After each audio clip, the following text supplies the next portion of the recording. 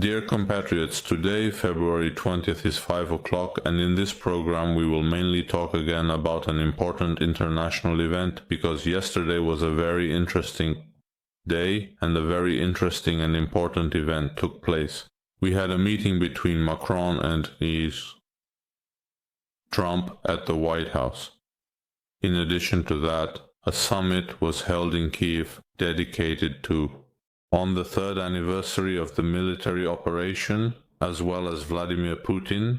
A number of statements were made, from which a rather interesting picture is formed. All these statements are about Armenia, and again we have nothing much to say. I can say that a group of deputies, all from Europe, visited Armenia. We have already talked about this in 3 Armenians. They have already met with the Prime Minister and President of the Republic of Armenia. They also visited the university and met with students. A number of other important meetings are scheduled for today. And that group will now mainly focus on deepening the Armenia-EU partnership. In that regard, important statements will definitely be made by both sides, and in our next programs, we will definitely also touch on the visit of European parliamentarians to Armenia. Before we start our program, let me remind you, subscribe again for likes if you are not subscribed, so that you are the first to receive it. This is important information as well as unbiased analysis through our channel. Garik, let's start with your opinion in the comments. Perhaps because yesterday, not only was there a meeting between Macron and Trump, but, as I already mentioned, leaders from many countries, mainly European countries, gathered in Kiev. An important support summit is for many European countries, especially countries not only European but also. Canada announced billions of dollars in aid, as did Great Britain, and a number of other countries. They announced $3.4 billion in aid programs for Ukraine. There were countries that helped with many millions of dollars, and overall a fairly large amount of money was received for the example. If I'm not mistaken, Canada is allocating around $5 billion to Ukraine. A similar amount is being provided by the UK and several other countries. The European Union is also allocating several $billion to Ukraine. In my opinion, this is quite significant and serious aid for Ukraine. In addition to that, the candidate for Chancellor of Germany, who won the election, has also made statements regarding support. The European Union is allocating $3 to $4 billion in aid to Ukraine. And this, in my opinion, is quite important and quite serious assistance to Ukraine. In addition to these, the candidates for the German chancellorship who won. He made statements about the Bundestag elections, and he noted that he sees the crisis as urgent, as well as the position of the United States of America regarding NATO. In his opinion, Europe needs to have its own defense system and should not rely solely on NATO. In other words, Europe should build a new defense system similar to NATO. The European Union has also stated that the United States' attempts to negotiate with Russia behind Europe and Kiev's back are unacceptable, and all these statements are quite clear. It is becoming clear that we need to adopt a much firmer stance towards the United States and its policies. In fact, everything is interconnected. Let's remember that there are also disagreements between the United Kingdom and the United States. I'm not saying that France has similar disagreements, but we will return to this issue later. Then let's also look at Trump's statement regarding France. That's quite interesting. However, now it is also important to talk about the formula that Ukraine proposed in the UN, as well as the United States of America. Even the United States of America tried to put pressure on Ukraine to make Kiev abandon its resolution, but Kiev did not give up, and the resolution passed with 93 votes in favor. The resolution proposed by Ukraine passed without the support of the United States of America. The United States of America voted against, Armenia abstained, Azerbaijan, Georgia did not participate in the vote. Another resolution was also proposed by the United States of America, and as far as I know, Armenia was in favor of that resolution. It voted for fairly neutral resolutions and generally did not sharply address the Russian action in that resolution. Armenia, as far as I know, voted in favor. Azerbaijan again did not participate, and Georgia abstained. Now pictures are being circulated about that. I have seen one of them from the vote. And according to that background objection, Armenia voted for the American resolution. But if I am not mistaken, the United States of America introduced two resolutions at once in the UN regarding Ukraine. By the way, the American resolution also passed in the UN. And here we have a very interesting phenomenon, that even without the support of the United States of America and the United States of America, by opposing Ukraine, it can naturally proceed with the help of the European Union. The resolution at the UN, by the way, is now being discussed differently on social media, and there are discussions about why that is. Armenia abstained from voting on the resolution proposed by Ukraine. I again and again call on everyone to assess the situation very soberly. Naturally, Armenia was in favor of that resolution, but it could not vote in favor because Armenia itself has quite serious security problems today, and these security problems stem specifically from Russia. I don't know how clearly to say this, I can't say it clearly. And that is the reason why Armenia abstains from voting in cases where there are deep disagreements between allies. I even make another analogy. I don't want to draw too many parallels between this action of the United States of America and the Russian action in Artsakh and Armenia. The situations are a little different and distinct, but nevertheless, there seems to be a similarity. And in these conditions, when there is a problem between the allies, Armenia's position is, in all likelihood, correct to discuss it in this way, because otherwise we don't know how events will develop tomorrow. Regarding Ukraine, although now there are already a little optimistic scenarios, we will also talk about that, but I will repeat, this is real life, and we are dealing with our country, the Republic of Armenia. It is not a computer game, nor is it a movie. And we must make a very balanced vote, make a very balanced statement, and take steps so as not to harm our independence and our existence. No matter what anyone thinks, I believe this is the most correct approach, and the Europeans should also take this into account. I think they are considering all of this as well, based on the statements from many of their parliamentarians and political figures. I see that there is a clear and very normal understanding of Armenia's political situation. They understand better than us many times the complex situation we are in, and it's good that they don't demand more from Armenia. I want to add that too.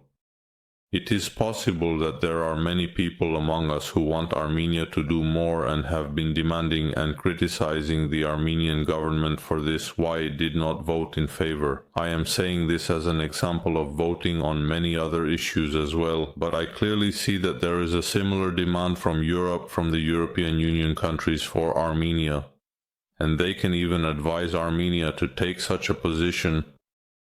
Otherwise, Armenia will have problems. If Armenia also has problems, the great dangers emanating from Russia will increase, even though it will face greater dangers of reconstruction. Armenia will also be a problem and a headache for Europe. Agree? More serious than now. In other words, these problems will only increase. And naturally, I think that Europe does not want that. Because of Armenia, new insurmountable problems are also being created for itself, and new insurmountable issues are arising for Armenia as well. I hope it's clear what I'm talking about. I'm saying this intentionally so that all the opinions that are currently being expressed online regarding Armenia's positions which often show Armenia taking a cautious stance, can be somewhat addressed, and these discussions can come to an end. And now let's turn to what I think are the most important issues.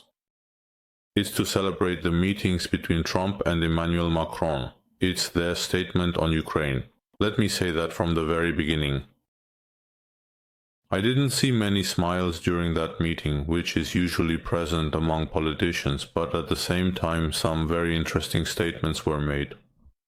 Trump said that he is conducting very serious negotiations with Vladimir Putin and the Russian Federation.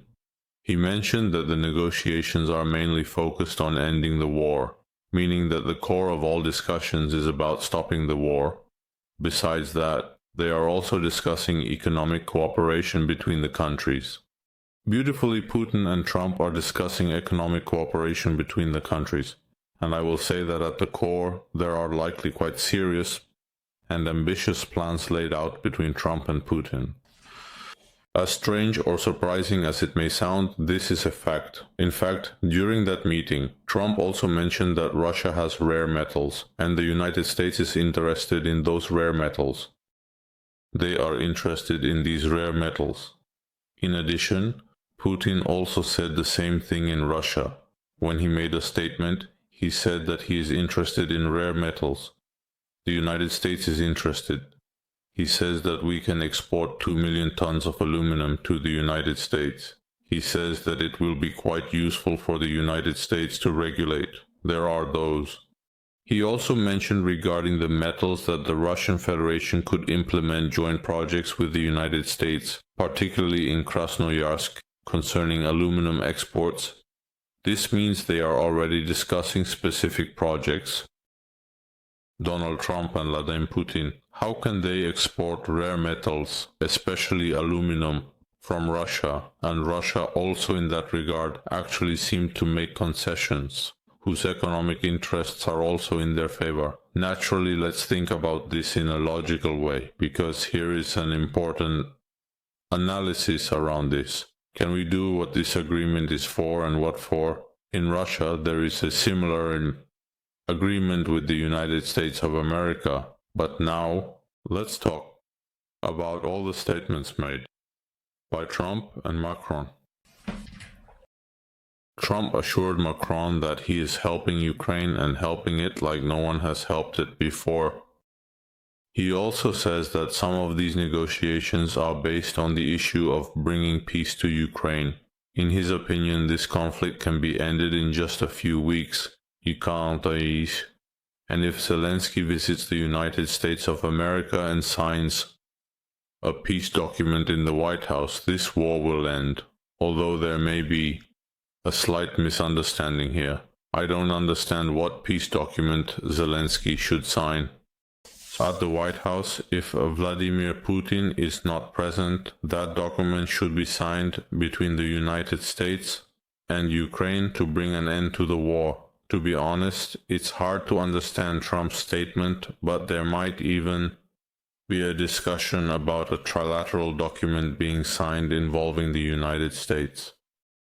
I can't say between Russia and Ukraine. Maybe it's also about those rare metals for which Ukraine supposedly also receives guarantees. And these Trump negotiations are possible because they negotiate with the team of the president of the Russian Federation on a daily basis, when the team negotiates, which was not possible. During Biden's presidency, no one discussed the Ukrainian conflict with Americans. Trump made a notable statement suggesting Ukraine could regain territories, though unspecified. Such statements often change, making analysis difficult. Trump emphasized negotiations for Ukraine's territorial recovery. Zelensky's stance on not signing the metals contract and maintaining population support was notable. He insisted Ukraine must be involved in negotiations, not the US alone. These circumstances may have pressured Trump to seek concessions from Russia for a peace agreement, which is likely needed by Russia too. That it is difficult for us to understand and analyze, but in fact Trump made such a statement that Ukraine can return part of its territories through negotiations, and even if that is so, and we see that Zelensky's position was quite interesting, both not to sign the agreement on these metals, and not to give up the population. But in general, it can be said that without Ukraine you cannot negotiate, and to restrain the United States from negotiating on its behalf, perhaps these circumstances have raised the stakes for Trump's actions, and for that reason, Trump has had to push for some concessions from Russia as well, so that the peace agreement can be signed. Peace is needed, most likely, also by Russia, and in the end, once again, we will look into this issue, and I will say why. And it is also related to the export of these metals, also from Russia to the United States of America. And it is interesting that according to Trump, Vladimir Putin is also not against the deployment of European peacekeeping troops in Ukraine if only peace is established and there is a need for these peacekeeping forces. The Russian Federation is not against it. Trump also noted that he intends to visit Moscow, but he doesn't think it will be possible before May 9th. In other words, with that statement, he was responding to media outlets that claimed Donald Trump might visit Moscow on May 9th and participate in the victory parade. According to Trump, it is unlikely they will be able to accomplish all of that before May 9th, so he can visit Moscow. Now it's important to note what Emmanuel Macron said. We are currently discussing statements and not agreements from the 8th, as there is no information on what those agreements entail. In other words, we just mentioned what Donald Trump said regarding Ukraine and all those statements about Ukraine and Russia. Now let's talk about what Macron said during that meeting. And the first thing he mentioned, the fact is that France is ready to become the guarantor of Ukraine's security, and along with France, 30 countries are ready to become the guarantor of Ukraine's security. And if war breaks out again, this agreement will be violated if it was agreed, if it was achieved. Of course, there are no agreements yet, but there are such talks. Then Russia will have to deal with it. Macron clearly hinted at this with France and those countries, saying that there will be a completely different situation if the agreement is violated, because France and those countries will be the guarantors of Ukraine's security. From this, we can clearly state one thing. In any case, if all scenarios are considered, Ukraine will maintain its independence and sovereignty, meaning Ukraine will remain an independent country and will not be absorbed by Russia, which is extremely important. What is not good, however, is that there will probably be territorial concessions. It is possible that these concessions may not be documented, but such concessions could exist amidst the tears of war. Naturally, this creates a very bad precedent, especially encouraging aggressive countries. But on the other hand, I repeat, Ukraine not losing its independence is extremely important for us as well. Macron also considered it important and welcomed the interest of the United States in rare metals. Macron also called on Ukraine to join the negotiation process regarding rare metals, which is a sign of the ongoing negotiations between the United States and Russia. But it's hard to say what he meant by that. I don't think Macron himself and the European Union will stay out of these negotiations or agree to be excluded from this process. After that, Macron elaborated more on Trump's program with Great Britain. So, in what way are they planning to provide security guarantees to Ukraine? He talked about sending a peacekeeping contingent and troops, clearly stating that this does not mean that they will be sent directly to the front lines. These soldiers will simply be in Ukraine to ensure their presence and to secure Ukraine's safety against new attacks. Either the war does not happen against Ukraine, Macron also told them that the European Union had sent $138 billion to Ukraine. Trump again talked about whether the Europeans would get their money back, but the United States would not, and Macron made it clear that no, there is no such thing for most of that aid. I think he said that 60% was given to Ukraine in a non-repayable form, and here again, Trump's claims turned out to be incorrect, in that Europe is providing money to Ukraine in exchange for repayment. Macron also mentioned that the European Union has no desire to receive rare metals from Ukraine, and in the end, Macron also stated that he is in favor of let there be a conversation with Putin, and that statement clearly shows one thing, that France is also Macron and he personally intends to have a conversation. In all likelihood, he intends to have a conversation with Vladimir Putin. That's all, dear compatriots, Macron's statement, and in general we come to the conclusion that Macron's statement clearly shows one thing, that France and 30 countries, they will become the guarantors of Ukraine's security. What is extremely important is that from our statement, it becomes clear that if he becomes Chancellor, he will do everything to ensure that the European Union has its own defense system. I believe Emmanuel Macron shares this view, as well as the Prime Minister of Great Britain and 3 other powerful European countries. Naturally, many other countries may also join their initiative. I don't think it will happen very quickly in the near future, and it could take months, maybe even years. But in the near future, such a question will be raised, and it is possible that this question will be implemented and Europe will have its own security structure. Now let's turn to our President Putin's statements, which are no less important. First of all, it is important to note that Putin, as I have already mentioned, held a meeting on the issue of Russia's reserves of rare metals, and then made such a statement, saying that the United States of America can invest $15 billion in Russia in this direction and together export aluminum. The Russian Federation can provide 2 million tons of aluminum to the United States. In addition to these, according to Putin, there are many American companies are already negotiating with new Russian companies. Putin also spoke about the Russian-Ukrainian war, stating that he sees no reason why the European Union cannot participate in those negotiations, but that they cannot demand anything from Russia. He also mentioned that the Russian Federation and the United States could agree on a 50% reduction in arms, which China could also join. Now, I want to share my important impression. What policies does the United States of America pursue under the leadership of Donald Trump? Donald Trump is clearly guided by business interests.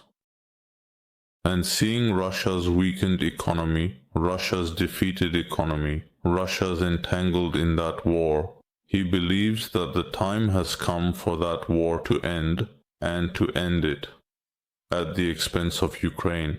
I even compare this with the division of Armenia between Byzantium and Persia, and in fact, such an approximate division could occur.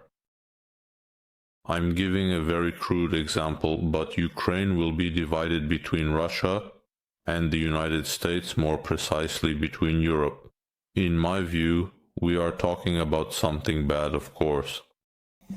But this is the reality. In return, the United States gains serious economic interests, extracting rare metals from both Ukraine and Russia.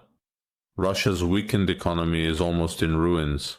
The economy is completely falling into the hands of the United States, and the United States begins to invest in Russia's economy and trying to export everything that the United States needs, making the Russian Federation more dependent on the United States of America. And all this, of course, will also be directed against China. What we have been talking about for months, possibly even years. If you have been following our programs carefully, I do not know how possible this scenario is to be implemented because it is based on a huge war. 100,000 people have died on both sides. Huge sums of money have been spent, cities have been destroyed, international law is in complete disarray, it has been completely turned upside down, everything was in great disagreement with European allies, the United States of America has. In this context, the United States is trying to implement its plan to make Russia more dependent on it, and the main goal is to weaken China, which is my conclusion. Overall, I don't know how feasible it is for the United States to achieve all of this. But from this statement, it becomes clear that Ukraine remains an independent country. Ukraine is not being captured by Russia in the South Caucasus. As it seems, we have no statements on that. In general, what do they touch on? Georgia, the United States of America does not touch on Azerbaijan. We only know that Marco Rubio discussed the issue of the South Caucasus with Hakan Fidan twice, the issue of a dignified peace. We are aware of Nikol Pashinyan, a phone conversation with Trump, his meeting with Trump in Paris, J. Vance, the notes of the Vice President of the United States of America, and so on. Susan, there have been more statements about Armenia, even small statements, and meetings. Then, for example, about Georgia and Azerbaijan. It is difficult to understand what the position of the United States of America is regarding the South Caucasus. Regarding Armenia, it is naturally a little hopeful, but naturally, Georgia is also very important, and the Trump administration should also be attentive to Georgia. It is also important here that the European Union will also take care of the security of Ukraine.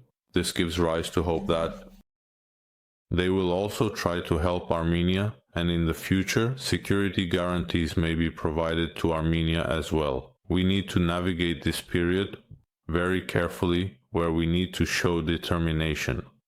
In some areas, be a bit slower in others, and act quickly where necessary. You can't always move at high speed, but sometimes you need to slow down, avoid certain pitfalls, and so on. In other words, in politics, you can't just pick up speed and continue at the same pace. Everything will do, because everything changes quickly. That's all. Dear compatriots, our program today turned out to be a little long because we discussed many issues during this program. In response to this statement, goodbye, and we will meet again.